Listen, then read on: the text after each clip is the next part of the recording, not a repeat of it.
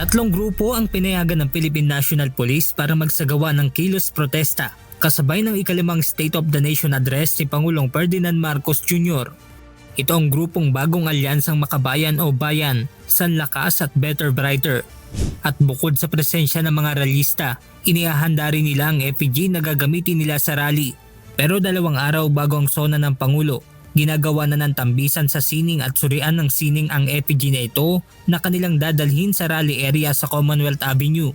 May tema itong Puppet and the Puppet Master na kung nilalarawan ay tila tagasunod umano ang Pilipinas sa mga kagustuhan ng United States of America.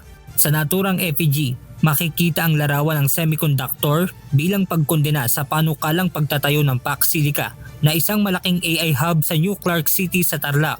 Bago pa man ang pagtatayo ng higanting AI hub ay pinangangambahan na ito dahil sa lakas itong kumonsumo ng supply ng tubig at malawak na lupaing pagtatayuan nito. Samantala, kalinsabay naman ang pagpayag ng PNP na magsagawa ng rally. Nagpaalala ito sa mga rallyista na bawal magsunog ng effigy sa kanilang kilos protesta. Benedict Samson, humahataw sa balita ngayon.